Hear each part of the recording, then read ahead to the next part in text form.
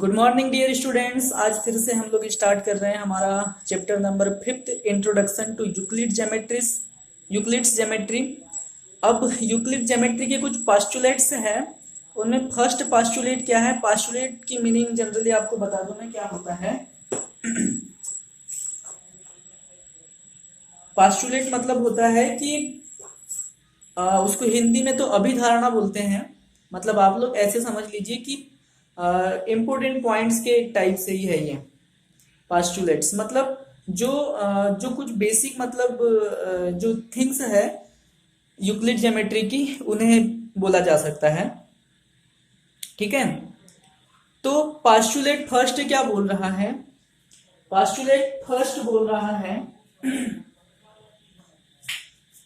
a straight line may be drawn from any point to other point।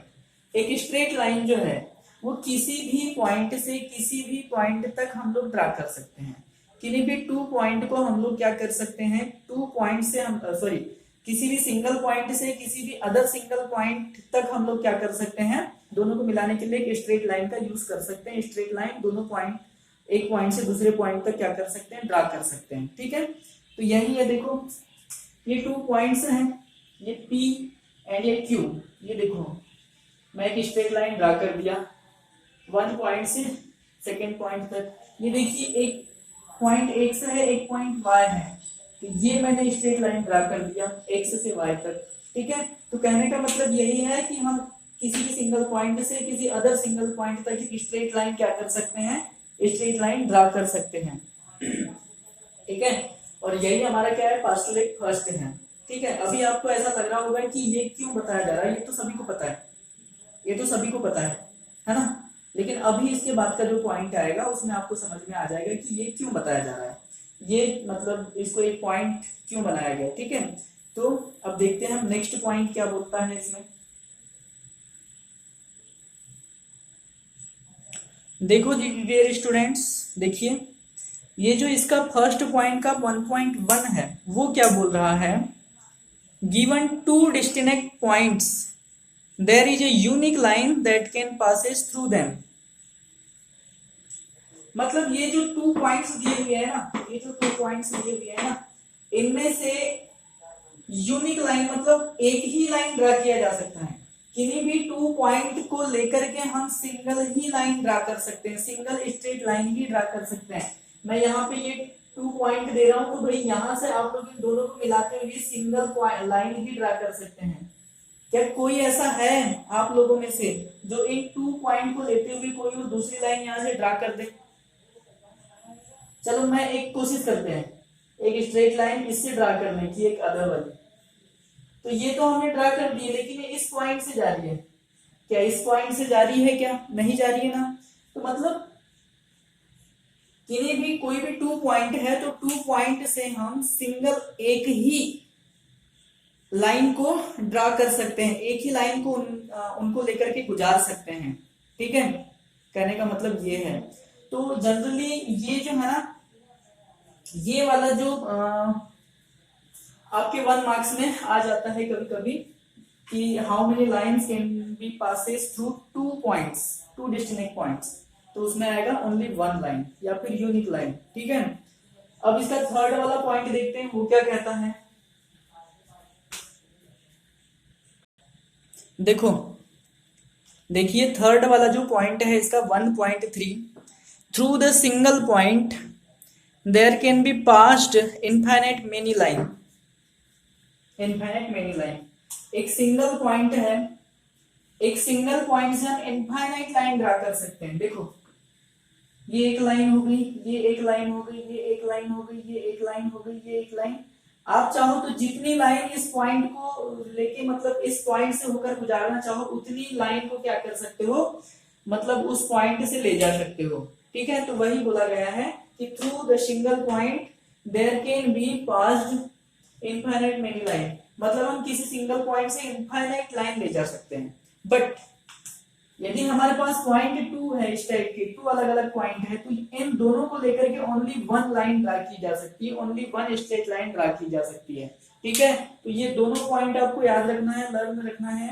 Learn करना है कि मतलब जब पॉइंट सिंगल है तो हम इनफाइनाइट लाइन ड्रा कर सकते हैं उससे, बट जब हमारे पास 2 पॉइंट है तो वहां से इन 2 पॉइंट से होकर के हम ओनली वन ही लाइन को क्या कर सकते हैं, ड्रा कर सकते हैं, और कोई दूसरी लाइन यहां से ड्रा नहीं की जा सकती। ठीक है, तो इस बात को याद रखेंगे आप लोग। देखते हैं अब हमारा पोस्टुलेट सेकेंड क्या कहता है। ठीक है, देखिए भाई इसका जो सेकेंड पोस्टुलेट है, सेकेंड पोस्टुलेट क्या बोल रहा है, a terminated line can be produced indefinitely. मतलब एक लाइन जो है जो कि जिसको टर्मिनेट नहीं किया गया है उसको हम लोग दोनों ही एंड से क्या कर सकते हैं, इनफाइनाइट तक वो जा सकती है।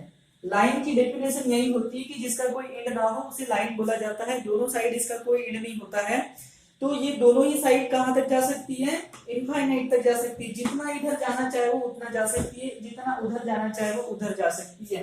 ये जो एरो का साइन है इसी बात को डिनोट करता है। बट जनरली हम यूक्लिड डिवीजन की बात करते हैं, सॉरी यूक्लिड ज्योमेट्री की बात करते हैं, तो वहां पे क्या होता है, जनरली लाइन की मीनिंग लाइन सेगमेंट से ली जाती है। ठीक है, तो ये इसका सेकेंड है। अब देखिए, अब हमारे पास ज्यादा मतलब बहुत इजी इजी वाले पोस्टुलेट हैं, उनको भर राइट करना है और कुछ नहीं है। ठीक है, यही सबसे इंपॉर्टेंट थे ये तीनों मतलब चीजें बस।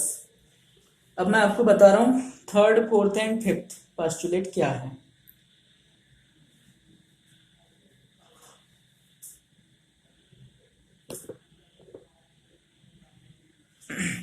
देखिए ये जो इसका थर्ड वाला पॉइंट है ये क्या कह रहा है, a circle can be drawn with any centre and any radius. आप मतलब किसी भी पॉइंट को सेंटर लीजिए, आप किसी भी पॉइंट को सेंटर लीजिए और कोई भी एक रेडियस लीजिए, तो वहां से आप क्या कर सकते हैं, सर्कल ड्रा कर सकते हैं।